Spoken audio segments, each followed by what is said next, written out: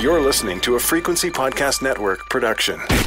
The Brock and Dalby Podcast. This is the Brock and Dalby Podcast. Welcome to Tuesday. My name is Brock. I'm Dalby. I want to show you this picture that my girlfriend Mallory just sent me. This is Marcus getting dressed this morning. He dressed himself, I'm assuming? He was given the freedom to go upstairs and get dressed as my kids are every morning and kind of tell them, like, yeah, it's part of being responsible is go upstairs, put some clothes on. He's got t-shirt, shorts, one, is that like a soccer sock on? That's from his soccer kit, yeah. And then the other one is, looks like a Super Mario ankle sock. So one's up to his knee and one barely comes up past his heel. Your boys thought he did something there for sure. You know he looked in the mirror and he's like, this is the fit, this is the move. No, I think the problem is, I know he didn't look in the mirror. Because I think if he looked in the mirror, he might have gone like, maybe not. But I bet you he just grabbed 4 pieces of clothing, didn't worry about if they matched, if they were weather appropriate, anything like that. He was just like, yep, I need underwear, shorts, shirt, socks, and I'm out the door.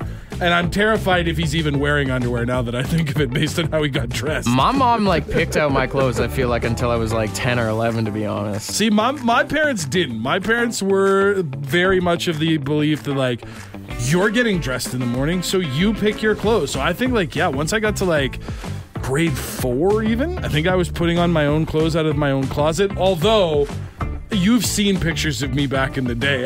Someone should have been dressing. Brother, I'm not even gonna lie. Courtney still picks out some of my clothes when we're going out. Really? Like, we'll be like going out to dinner somewhere and I come downstairs and she's like, you're not wearing a band shirt. I'm like, all right, then let's go upstairs. Right, and she'll pick the shirt out for you. Sometimes you need that, man. Sometimes you just need somebody in your life to tell you, hey, don't. Sometimes we can't dress like Marcus, you know? But sometimes we should. Nah.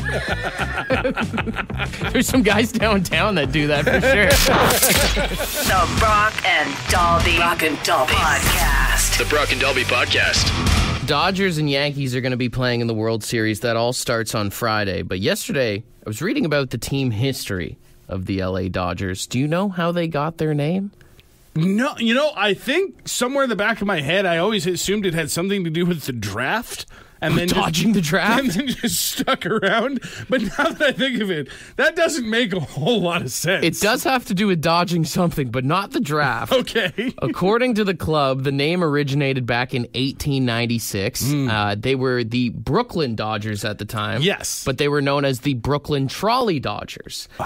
Now, the reason is there was heavy construction of electric trolley tracks in front of Eastern Park, which is where they played, which caused fans to dodge the trolleys so they could get to the park. Oh, so it was named after the fans at the time. So the fans became known as Trolley Dodgers, and the team took on that name, which was eventually shortened to the Dodgers, what we know today. Apparently, it's just because the newspapers started calling them that, and then they eventually took out the trolley part. So basically, we've got one of the most historic teams in baseball named after people who survived not getting hit by trains back in the day. I'm telling you right now, if they ever release a Trolley Dodgers uniform, I'm buying one day one. That's amazing. It is funny because in today's society, whenever a team gets named, we always talk about the lack of creativity with team names. Right. But I had no idea about this. I mean, the mascot they could have had could have been wild. Dude, just imagine a big foam trolley running down the aisles. And, like,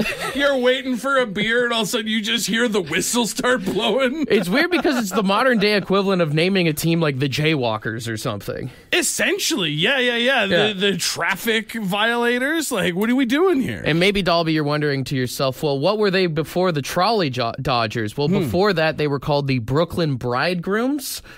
Sorry. Bridegrooms? The Brooklyn Bridegrooms, after 7 different players happened to get married at the same time. They really used to just name the team after whatever rolled across their minds, eh? 7 guys got married and they were like, well, everybody knows who we are now. I mean, you talk about great mascot ideas. That would have been great. It could have just been like the bride and groom that you have on the cake. Or a passive-aggressive couple who's been married too long. Just constantly fighting in the outfield. Yeah. Instead of high-fiving fans, they're just going around passive-aggressively arguing about the tile in the kitchen. Have you seen what he's wearing today? Do you see how he dressed up for the game today? Ugh. Let's go, bridegrooms. The Brock and Dalby Podcast. I love Halloween at work, especially just seeing people drive in their cars and their costumes to their jobs. Is it going to work Halloween parties? Because it's never like... It's always like a lunchtime or a just after work thing. So you've just kind of got to be in your costume at your desk or at your workstation all day. It does make the job a lot more chill. I mean, I feel like there's some professions that you really can't get away with it. Like, you can't go on any construction site and show up all covered in blood. Like, right. Yeah, that's going to raise way too many red flags. Someone's going to have a problem with that. Scare the hell out of the safety supervisor. You show up in like zombie makeup, a missing limb or something, just be like, I'm having a bad day. Even it's a safety issue. Like, you can't dress up as a superhero, like, in be working for the city that's going to get caught in the wood chipper or something. Oh, the cape floating out the back, totally going to get caught in some of the equipment. Terrible idea. It's probably tough to have serious meetings on Halloween. Right. Where you end up getting fired by some guy dressed up as Beetlejuice or something. We had that one year. I lost a bet to you about eating smile cookies or something, and you got to paint my face like the Joker. Yeah. And then immediately after the show, we had a meeting with our boss from Ottawa, and I just had to sit there and face paint. I don't know who it's more awkward for. Is it more awkward if the boss is in costume or if he's not and you are? I think the funniest one has got to be if an HR person dresses up in a costume on Halloween. They're dressed like, especially if it's an inappropriate costume, like sexy nurse or something like that. Sexy HR person? They're having a conversation with you about your workplace behavior. It's like, well, hang on, but what about you? The Brock and Dalby Podcast. What profession would be the funniest to see someone dressed in a Halloween costume? We've got a lot of people saying cops. Yeah, I just don't think it's a good idea for cops. A cop's a very specific uniform, and if they show up wearing a Halloween costume, it's going to be hard to take them seriously. Especially if they go the sexy route with it, that would be amazing. They're still dressed as cops, but they're wearing sexy cop uniforms. Someone texted in and said, imagine your surgeon comes in to talk to you pre-op and they're dressed like Leatherface from the Texas Chainsaw Massacre. Anything at the hospital, honestly, like even if they just put blood all over themselves, would just scare the hell out of everyone. Dude, imagine someone comes in for a surgery where they have to go under anesthetic and then they wake up in a decorated room with like blood and cobwebs and stuff. You're going to the dentist, you're under the laughing gas, and you look up and your dentist is dressed as the Joker. You want to know how I got these scars? Yeah. I want to go home. I want to leave now. A few people have texted in saying anyone that either works at a morgue or like a funeral director dressed as death. Oh my God, the morgue would be so awful. People come in to like identify lost loved ones, and the morgue worker rolls out dressed as like Willy Wonka. If you work at a retirement home, you cannot do that. 100%. You cannot dress in a costume with people who might have memory issues. We got friend of the show, Brother Jay, on the phone. Brother Jay, what profession would be the funniest dress in costume? It's got to be a judge. Yes. Yes, absolutely. They're just sitting up there dressed as Satan. Yeah, that would be brilliant, man.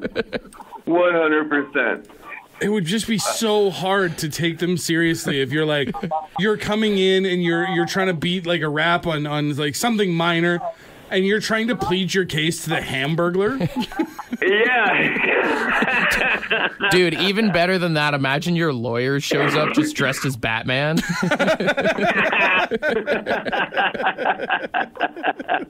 Right on, brothers.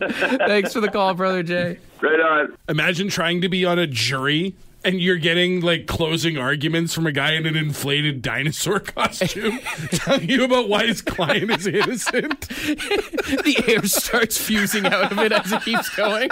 No, I think he's guilty. I think he did that. This is the Brock and Dalby Podcast. Did you see Pizza Hut in New York City was doing a special pizza box for people who were hunting for jobs recently? No. They're calling them resumes with a Z in the middle for kind of no reason. What you could do was you could go on the Pizza Hut website and it would give you sort of a list of employers within a delivery area. And if you were applying for a job at one of those employers, you could apply to have your resume printed on the box. Oh, and they deliver it to them? They would deliver the pizza to your potential future employer with all of your employment information on the front. I mean, it is an out-of-the-box move, I guess you could say. I don't know if it really works because, I mean, if a pizza just shows up at an office, you're essentially just supplying a pizza party for everyone for the day if you don't get hired. Well, and that's assuming that the pizza is even going to make it to the person making the hiring decisions. I mean, we're talking about downtown New York City. That pizza lives and dies at the reception office. Like, it's going to make it to the desk. And then whoever the receptionist is there has to decide whether your pizza box resume was worth passing on. Yeah, also, I mean, it is kind of just bribery, isn't it? You're essentially trying your best to just be like, hey, I would like a job and I'm willing to give you $12 in pizza as an exchange. You A, have to hope the boss likes pizza, and B, I'm not going to lie, if I'm a boss and you send me a pizza, I will judge you on your topping choices. That's true. People take their pizza toppings very seriously. Like, imagine if you, Brock, were hiring for a job and someone tried to bribe you with a pineapple pizza. You're not going to hire that person. Oh, that's going to be a no for me, dog.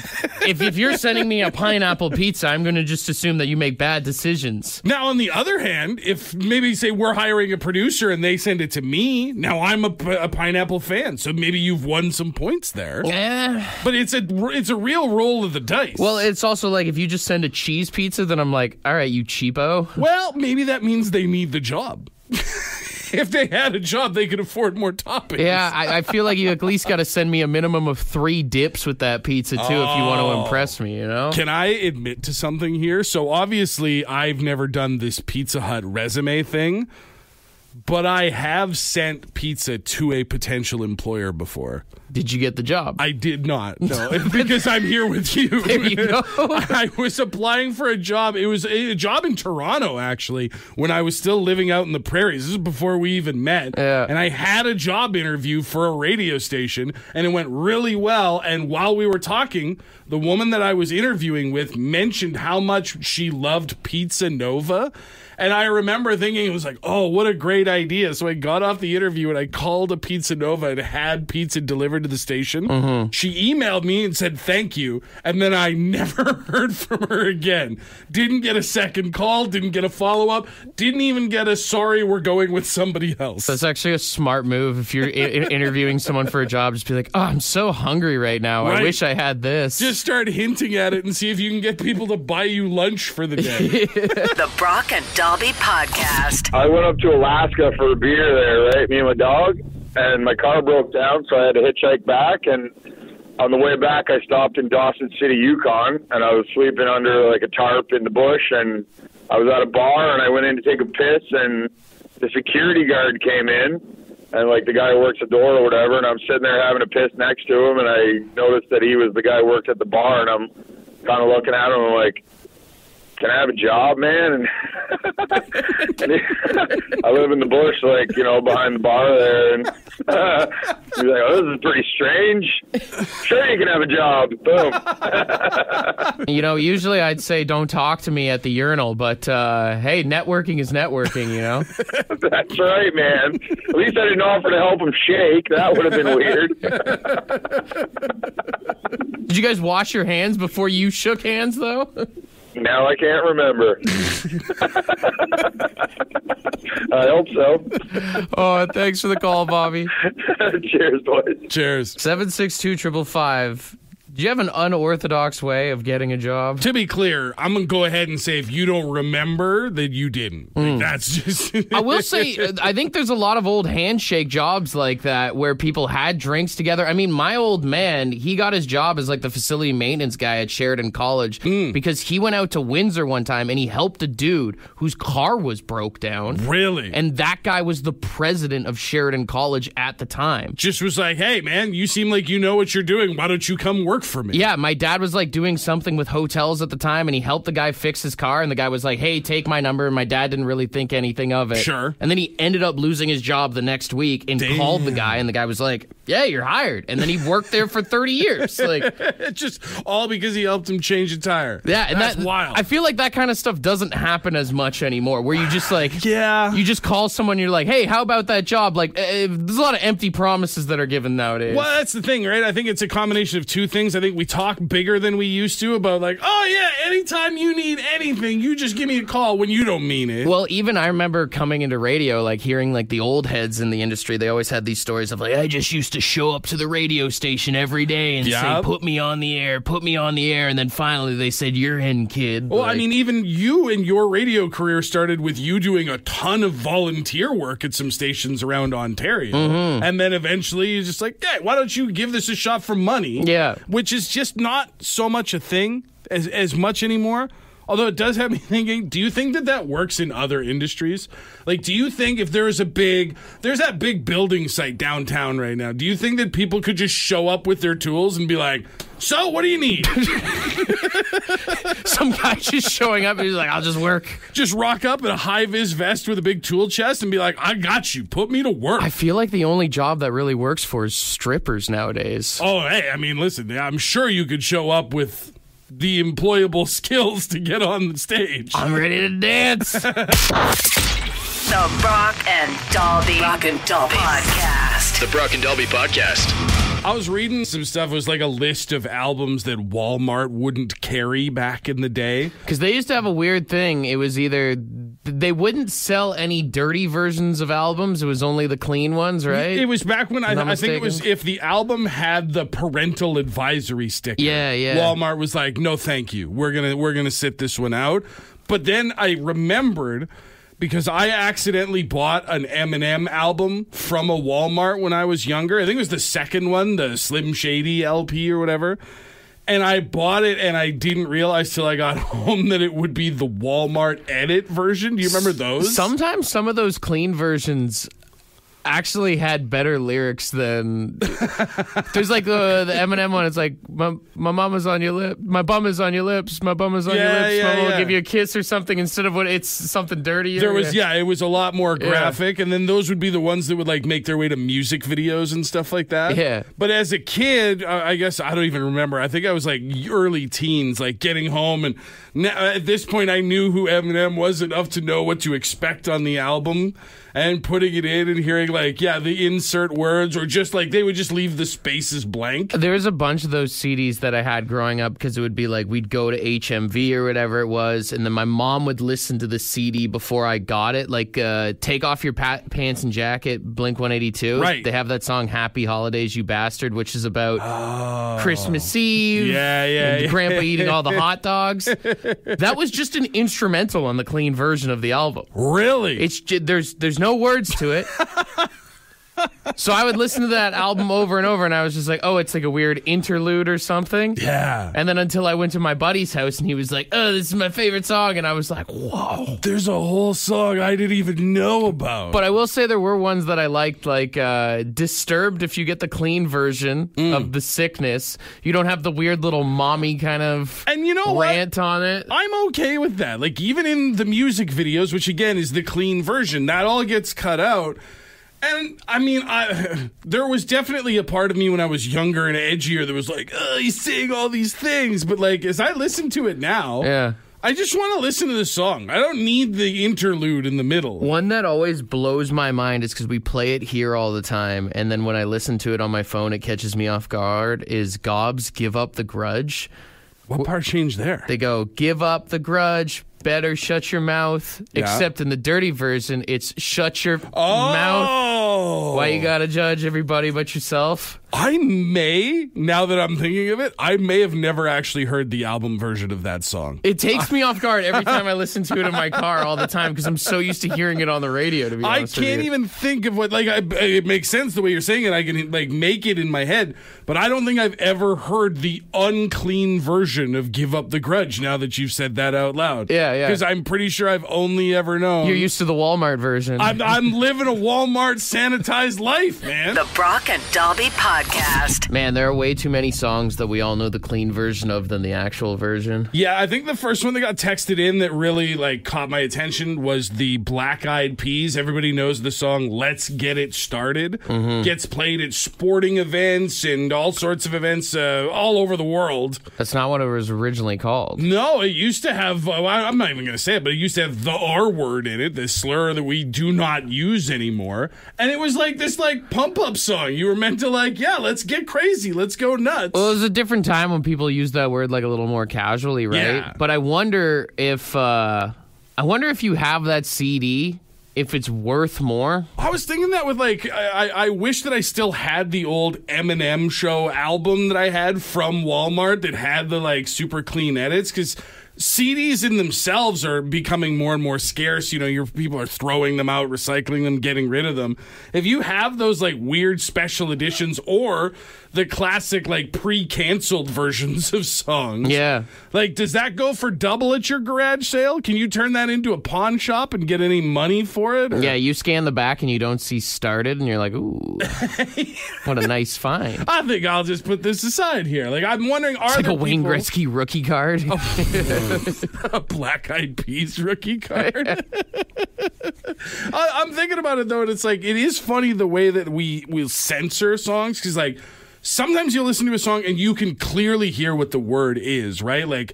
The beep starts with a f and ends with a k, and they leave it in real hard. But then there's ones I don't know if you remember the Bloodhound Gang. They have that Firewater Burn song, and they just put donkey sounds in it. Right. I've heard donkey sounds, dolphin sounds. I mean, when we were growing up, the key was just put a record scratch over everything. Yo, that was Everlast, What It's Like. That was one too. Yeah. Every time he would swear, but it was they needed it for the clean version, for radio, for music videos or whatever. You just hear a Yeah, there was a 50-cent CD that I got for Christmas, and there was one song where they replaced every swear word with dog barks. Oh, so yeah. It just, DMX was like that too. If you heard DMX on the radio, it sounded like your neighbor's dog was having a hell of a time. Somewhere in the early 2000s, there was a bunch of kids just barking at each other on the playground. It's probably better than the way it is now. My son was telling me yesterday there was some kid on the playground at his school. Marcus is sitting at home. He starts singing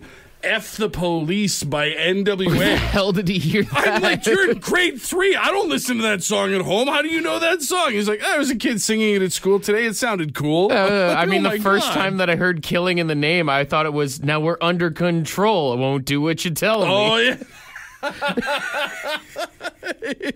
Turns out it would be an eye-opening moment for a young Brock Lewis later in life. The Brock and Dobby Podcast. There's tons of acronyms that people use on the internet. I mean, LOL, LMAO, all that kind of stuff. All the laughing ones that you're never actually laughing that hard. STFU. Oh, now that one I can get behind. Yeah, BRB. Yeah. I learned a new one yesterday. I was on Reddit, and I saw someone use the acronym PETA before, PITA. Oh, PITA. I was thinking PETA, like the animal people. No, more like the food. Do you know what PITA stands for? No, I mean, I'm assuming it's pita, and I've only ever known the bread for making pitas. A pain in the ass. Oh, I like that. Me too. Good. I'm going to start using it a lot lately, and I mean, for someone like you and anyone that has kids, you can call out your kids without having them hear you cuss. I love my kids with my entire heart and soul.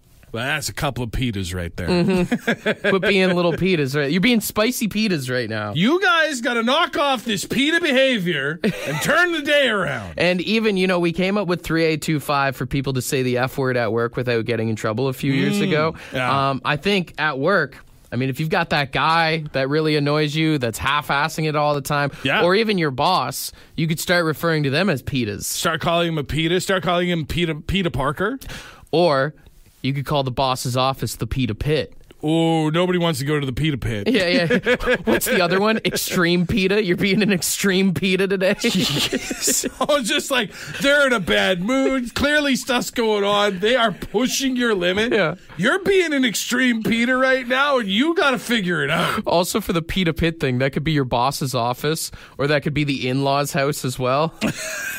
Putting that as code in your phone, like, oh, this Thursday we got to go to PETA pit. This is the Brock and Dalby Podcast. Ed's word of the day. Let's see what he's got for us. Good morning. Now, today's word is fecund. Yep, fecund.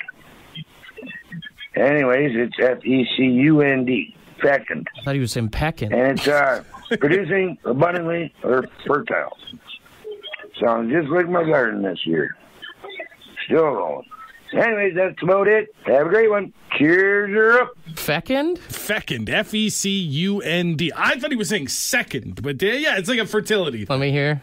Fecund. Okay. What's right on the so pronunciation? Yeah, it would be like he actually used his garden as kind of the perfect example. It'd be like it's a lush, fecund garden, just to say as you walk by somebody's house and you see lots of flowers and vegetation and stuff growing there. Although I don't think it counts if it's just someone who hasn't mowed their lawn in 6 months. Yeah. I don't think that's fecund. It does say on Merriam-Webster, fruitful in offspring or vegetation, so I get the plant part. But for offspring, like, could I refer to your kids as your little fecunds? No.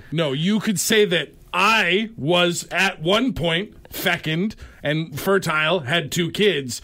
Referring to them as my fecunds would not be correct. So no. after your vasectomy on Friday, you will not be fecund. I will no longer be fecund on Friday afternoon after I get my vasectomy. I am enjoying my final days of fecundity. Hey, well, look at this Fecund. guy. No, right now there's a tone to it and I don't care for it anymore. Fecund. Use it wherever you can. I feel like if I said it faster, we might get fired. Say it where you can today, but maybe say it slow and enunciate. The Brock and Dalby Podcast is brought to you by the Brock and Dalby 50/50 raffle in support of Breast Cancer Canada. Buy your ticket today at bcc5050.ca or click the link in the podcast description.